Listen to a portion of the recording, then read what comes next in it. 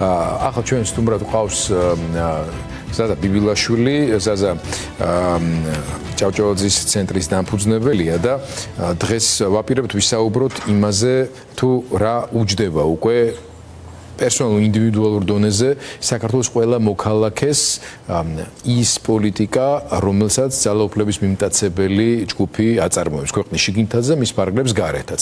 აღარ ჩამოთვლი ახლა რო აღარ წაიღოს ამ ბოლო პერიოდში, მის უწმიდესობის გარდაცვალებისა და ამ გლოვის დღეებში, ცხადია უკანა მხარეს გადავიდა კი არა, თავს ვიკავებდით მაქსიმალურად საუბრისაგან ისეთ გადაწყვეტილებებსა და მის შედეგებზე, რომელიც უკავშირდება მოსკოვის მექანიზმის ამუშავებას, რაც უკავშირდება შეერთებული შტატების მიერ საქართველოს გადაყვანას 10 საშიში ქვეყნების რიგში, რაც ნიშნავს მათ შორის საქართველოს მოქალაქეებისათვის ვიზების გაცემის გართულებას და ასე შემდეგ.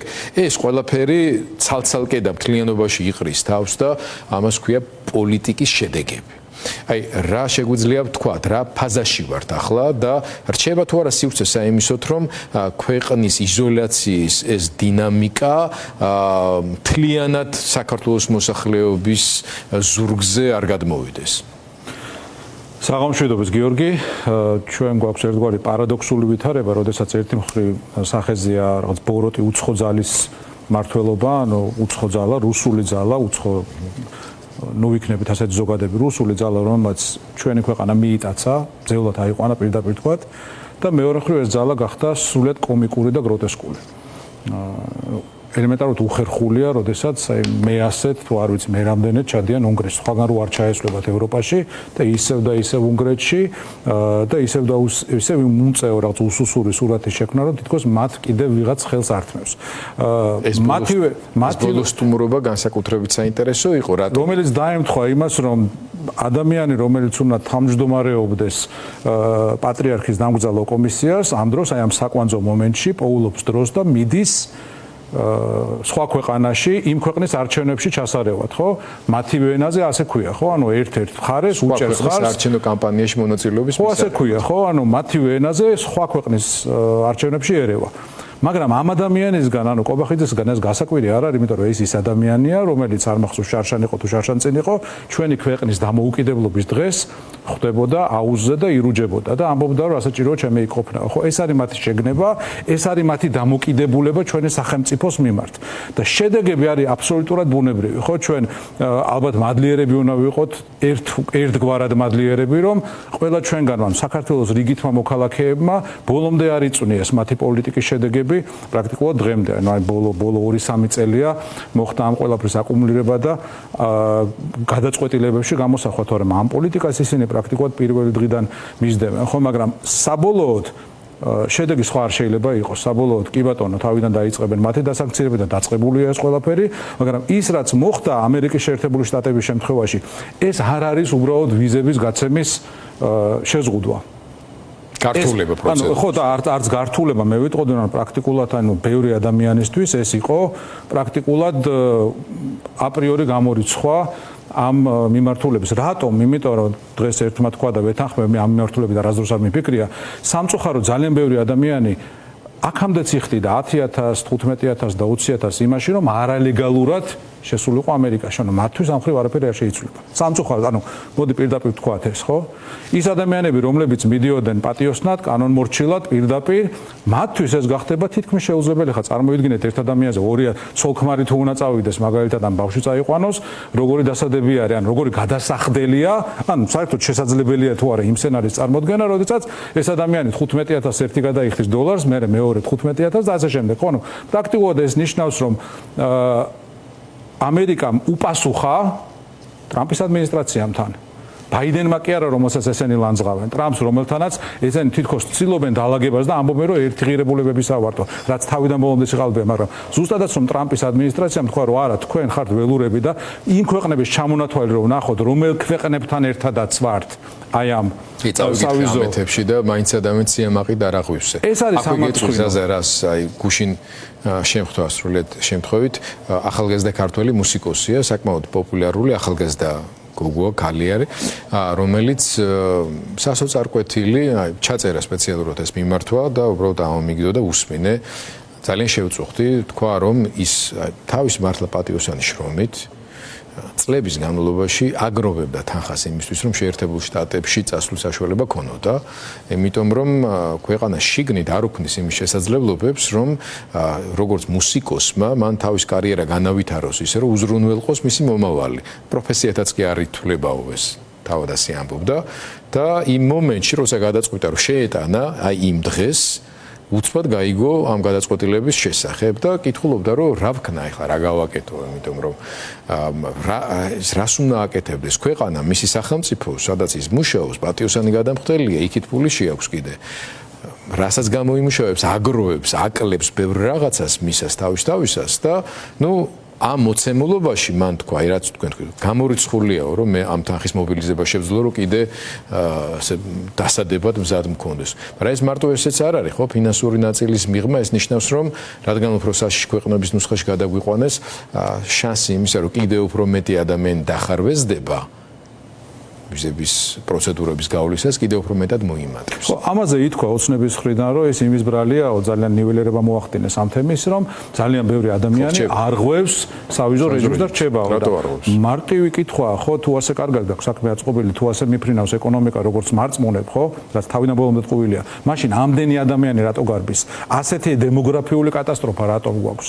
რატომ ხდება ისე, რომ პრაქტიკულად მილიონი ადამიანია წასული ამ ქვეყნიდან, რაც ივანიშვილმა ჩაიგდო ხელში ძალაუფლება და მათ ნაცვლად შემოსულია 300,000 უცხოელი. დაახლოებით, ხო? 2012 წელს 30,000 ადამიანი იყო ნაკლები იმ უცხოელების რაოდენობა, რომელიც აქ მუდმივად ცხოვრობდა და დღეს ეს ოფიციალური რიცხვი გაათმაგებულია დაახლოებით და ყოველდღიურად მატულობს. რატომ ხდება ეს? და სხვა რა არის ქართველების გენოციდი თუ არა ის რაზეც ჩვენ საუბრობთ, ხო? და ეს ხელისუფლება, ეს პოლიტიკური ძალა მოვიდა იმ ლოზუნგით, რომ ჩვენო ქართველობა უნდა გადავარჩინოთო, ჩვენო უნდა შევზღუდოთო სხვა ქვეყნებიდან შემოსული ტურისტებიო თუ ბიზნესმენებიო და ასე შემდეგ და სინამდვილეში მივიღეთ ხოლმე ის, რომ ამ ხალხს, აი სხვა ქვეყნებიდან შემოსულ ტურისტებს თუ ბიზნესმენებს უბრალოდ დამატებითი რაღაც რეკეტის მერკეტები გაიჩინა საკუთარი თავისთვის, ხო? უბრალოდ იქ რაღაც შრომის ნებართვა უნდა, იქ მინადრობის ნებართვა უნდა, იქ რაღაცის ნებართვა უნდა იქ კიდე ქთამის გადახდის მორიგი წყაროა და ასე შემდეგ და ასე შემდეგ და ასე შემდეგ. ანუ ისინი ზრუნავენ მხოლოდ საკუთარ ჯიბეზე, მხოლოდ საკუთარ გაქსუებაზე, სხვა ამას არაფერი არ ქვია და ამისთვის არც ქვეყნის უსაფრთხო ამის სანაცვლოდ არც ქვეყნის უსაფრთხოება არ იღებს არაფერს და არც ქართული ხალხი და ქართული სახელმწიფო როგორც ასეთი. ამ დღეების განმავლობაში ჩვენ ვადევნებდით თვალს ერთის მხრივ მართლაც უპრეცედენტო სორი სიტყვები მნიშვნელოვანია რომ შევარჩიოთ ეს არის უბრალოდ ერთიანობის გაცდა ეს იყო ამ ერთიანობის სიმბოლოსთან მიმართებაში საკუთარი დამოკიდებულების გამოხატვა და გამომჟღავნება ხო და ამის პარალელურად აქტიურ მცდელობებს მათ შორის პოლიტიკური თანამდებობის მქონე პირების აი პოლიტსაბჭოს წევრი ტიპი სხვაგვარად ვერ მოიხსენიებ დაგრძელვამდე ერთი დღით ადრე პირდაპირ ლანძღვაგინებით გამოენთო გამოაქვეყნა ეს თავისი განცხადება რომ აი ხო ხედავთ ეს არის საქართველო და თქვენ და ასე შემდეგ ხო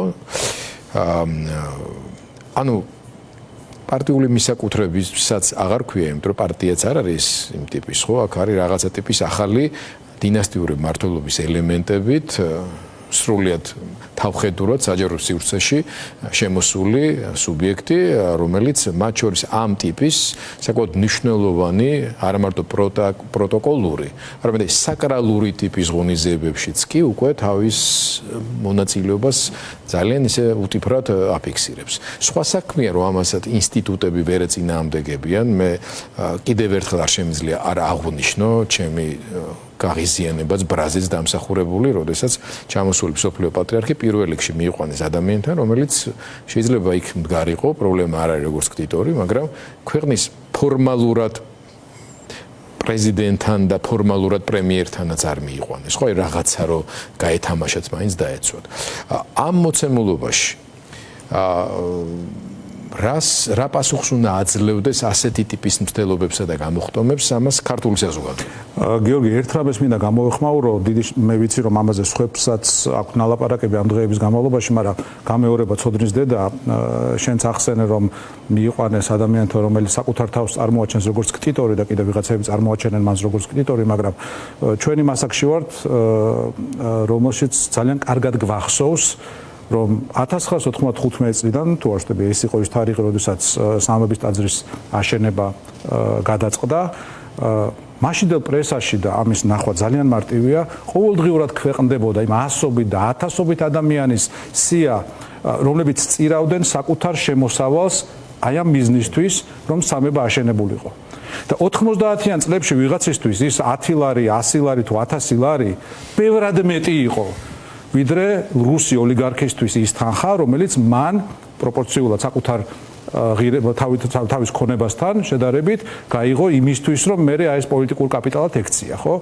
შესაბამისად, მოდი იმ ადამიანებს პატივი ვსცეთ, იმ ადამიანებს, იმ 10,000-ობით ქართველს, რომლებმაც აი თავისი უკანასკნელი დანაზოგი 90-იან წლებში ვიმეორებ, იმ დროს, როდესაც ფიზიკური გადარჩენა შეიძლება ყოფილიყო ის 100 ლარი თუ 1000 ლარი, ხო, გაიღეს იმისთვის, რომ სამება აშენებულიყო. ნუ მივცემთ ამ ერთ ოლიგარქს ამ ტაძრის ქტიტორობის მითვისების საშუალებას. ხო, ანუ ექსკლუზიურად ცხადია, მან დიდი თანხა გაიღო, მაგრამ ვიმეორებ, ეს თანხა მიმართებით, აი პროპორციულად მის ქონებასთან ალბათ შეუდარებლად ნაკლებია, ვიდრე ყველა კარგად ხვდება, რომ იქ თუნდაც ამ ქტიტორობის გამო არ მიუყვანიეთ მსოფლიო პატრიარქი იქ იმას. ცხადია, ეგ სხვა საკითხია, კიდევ ცალკე. უბრალოდ მინდა რომ ესეც ჩვენს მაყურებელს ძალიან კარგად ახსოვდეს, რომ უზარმაზარი წვლილი აქვს. აი ეს მართლა არის სახალხო შემოწირულობებით აშენებული ტაძარი, ხო? ეს ერთი. მეორე, რისი აღიარებაა ის, რომ თუნდაც ამბიონიდან ერთ რიგით მოქალაქეს, თუ გვახსოვს ივანიშვილი რომ წავიდა პრემიერის თანამდებობიდან, მაშინ ერთმა პარლამენტარმა თქვა, დიახაც ის იქნება ჩვეულებრივი მოქალაქე, შეიძლება პირველი მოქალაქეო, მაგრამ მაინც მოქალაქეო, ხო? რას ნიშნავს პირველი მოქალაქე, მე მართალი გითხრათ არ ვიცი, მაგრამ მოქალაქეა, ხო? რომელიღაც პარტიის საპატიო თავმჯდომარე, არ ვიცი, საქართველოში რამდენიმე ასეული პარტიაა და იქ რომ ისულიყო რომელიღაც სხვა პარტიის საპატიო თავმჯდომარე, თუ მოიხსენიებდნენ საერთოდ თუ მიიწვევდნენ მას იქ, ან თუ მოიხსენიებდნენ მას თქვენო აღმატებულება მე ეს არ მესმის მართალი გითხრა უბრალოდ ძალიან კარგად მესმის და ყველა ჩვენგანს ესმის და მათ შორის მისულ ადამიანებს რომელსაც საათობით ალოდინეს ზოგს ღამე ათენებინეს და ხედავდნენ როგორ შემოდიოდნენ ვიღაც საშვიანები გაუგებარია რა დამსახურებისთვის ან შეიძლება ზუსტადაც რომ გასაგებია რა დამსახურებისთვის ოღონდ არა ჩვენი სახელმწიფოს და ჩვენი ეკლესიის წინაშე როგორ ხდებოდა მათი გატარება აი ეს იყო ილუსტრაცია ზუსტად აი იმ ტრაგედიისა რომელშიც ჩვენი სახელმწიფო იმყოფება ხა რაც შეეხება მომავალს ამ თემაზეც ბევრი თქმულა და პირადად ჩემთვის როგორც ამ ქვეყნის ერთი რიგითი პატრიოტისთვის მნიშვნელოვანია ერთი რამ არის თემები რომელშიც ასე ვთქვათ ჩვენაირი ადამიანები ვერ ჩავერევით არც კომპეტენცია გვაქვს არც ამის უფლება გვაქვს მაგრამ არის თემა რომელიც ყველასთვის გამაერთიანებელია ეს არის ჩვენი სამშობლოს აწყო და მომავალი და ჩვენ სამშობლოს აქვს ერთი ეგზისტენციური საფრთხე ეს ეგზისტენციური საფრთხე არის ოკუპანტის სახელმწიფო ეს ეგზისტენციური საფრთხე არის რუსეთი ჩვენთვის მნიშვნელოვანია რუსეთ საქართველოს სახელმწიფოზე და მის საკვანძო ინსტიტუტებზე ექნება თუ არა გავლენა. ამაზე ჩვენ საუბარი არათუ შეგვიძლია, არამედ ამაზე საუბარი ჩვენი ვალია და რუსული გავლენის წინააღმდეგ ბრძოლა ჩვენი ყოველდღიური მოვალეობა არის. მე ძალიან მიხარია რომ როგორც იქნა ჩვენი მეგობრები ამ თემაზე შეჯერდნენ, უკვე აღარავის არ აქვს იმასთან დაკავშირებით ეჭვი რომ ივანიშვილისა და რუსეთის ინტერესები უბრალოდ ერთმანეთს ემთხვევა, ან რომ ივანიშვილი უბრალოდ ექსცენტრული ოლიგარქია, რომელსაც რაღაც აკვიატებები აქვს, არა. ის სანქციებაც რომელიც ხდება, იქნება ეს ფარცხალაძე თუ იმედი თუ პოზიტივი ხდება, ზუსტად იმის გამო რის გამოც უნდა მოხდეს. არა უბრალოდ ავტორიტარული რიტორიკისთვის თუ ავტორიტარული პოლიტიკისთვის, არამედ კონკრეტული რუსული ინტერესების გატარებისთვის საქართველოში. ვიმეორებ, საქართველოს არ გააჩნია 100 მტერი, საქართველოს ყავს ერთი მტერი. არიან ისტორიულად სხვა ქვეყნების, რომლებიც რაღაც ისტორიის რაღაც მონაკვეთზე ყოფილან ჩვენი მტრები, ყოფილან ჩვენთან დაპირისპირებული, რა თქმა უნდა, ამას არაერთი არ ყოფს, მაგრამ ბოლო მინიმუმ 91 წლიდან ხო ნუ წავალთ იმაზე უფრო შორს. დამოუკიდებლობის აღდგენის დღიდან საქართველოს ყავს ერთი მტერი. მტერი, რომელმაც არაერთხელ გადაგვაგდო ქაოსში, რომელმაც გამოიწვია ათობით ათასი ქართველის მკვლელობა, მთელი თაობის წამალში ჩაწვენა, საქართველოს ტერიტორიების მითვისება, ქართველების გენოციდი, იქნებოდა ეს გაგრაში, იქნებოდა ეს სოხუმში, იქნებოდა ეს ლიახვის ხეობაში თუ სხვაგან. და შესაბამისად საუბარი იმაზე, რომ ამ ქვეყანასთან რაღაც წვანილზე უნდა ვილაპარაკოთ და წვანილში უნდა დავახურდაო ჩვენი ღირსება, აი რა დაპირებითაც მოვიდა ივანიშვილი და ეგეც რო ვერ გააკეთა და ვერც გააკეთებდა ცხადია, ხო? უბრალოდ ყველა ღირსეული ქართველისთვის არის შეურაცხყოფელი. შესაბამისად ჩვენი ამოცანა იყო და რჩება ჩვენი ამოცანა არის ის, რომ ჩვენი სამშობლო დავიცვათ რუსეთისგან და უზრუნველყოთ, რომ ეს დაცვა იყოს გარანტირებული სოფლიოს ყველაზე უფრო ძლიერი ქვეყნებისა და ალიანსების მიერ, რომლებიც ჩვენ არ გვერჩიან. ხა გამოვა ქოცი პროპაგანდისტი და გეტყვის, რომ ძმაო რა, ამერიკას თავისი ინტერესები არა აქვს, რა თქმა უნდა აქვს, მაგრამ ამერიკას საქართველოში თავისი ინტერესები განხორციელებული აქვს იმით, რომ მაგალითად დახმარებია გელათის აღდგენის ფონდს. იმ ფონდს და იმ გელათისას, რომელიც გაანადგურა ივანიშვილის რეჟიმმა. გელათზეა ხალხო საუბარი, როგორ შეიძლება ჩვენ ვირწმუნოთ ამ ადამიანების ღვთისმოსაობის და ღვთისმოშიშობის, რომელმაც 900 წლიანი გელათი, წმინდა მეფე დავით აღმაშენებლის მიერ აშენებული გელათი, რომელიც მაშინ აშენდა, როდესაც საქართველო გაერთიანდა და გაბწყინდა და ჩვენი ოქროს ხანა დაიწყო, აი ის გაანადგურეს 21 საუკუნეში. ამაზეა საუბარი და შესაბამისად მე მჯერა იმ ერთიანობას, რომელსაც შენ ახსენებ, ერთიანობის იმპულსი ზუსტად ის იყო და მე უსმენდი გიორგი ვაშაძესაც ძალიან სწორად თქვა მან და ვეთანხმებ მას. ამის მთავარი მესიჯი არის ის, რომ ქართველი იმარჯვებს. ქართველი გაიმარჯვებს და ამ შემთხვევაში ქართველი მე ეთნიკურ ქართველზე არ მაქვს საუბარი, მაქვს პოლიტიკურ აქაურ, ანუ ქართველი არის ის აზერბაიჯანელი, სომეხიც, იეზიდიც და სხვაც, ვინც არის ამ ქვეყნის მოქალაქე, ამ ქვეყნის პატრიოტი და ჩვენ გავიმარჯვებთ ნამდვილად, კი ბატონო. გავიმარჯვებთ იმიტომ, რომ ჩვენ აბსოლუტურად ყველაფერსაც ვაკეთებთ ამ ქვეყნის სიყვარულით და არა ფარისევლობით, არა რაღაც სიხარბითა და კორუფციით, როგორც ზოგიერთი და არა პარტიული ინტერესებით ვიმეორებ, როგორც ხელმძღვანელობდნენ ის ადამიანები, რომლებმაც აი 10,000-ობით ქართველს უბრალოდ საშუალება არ მისცეს, რომ საკუთარი ემოციები გამოეხატა. საზა, მადლობა და გემშვიდობები.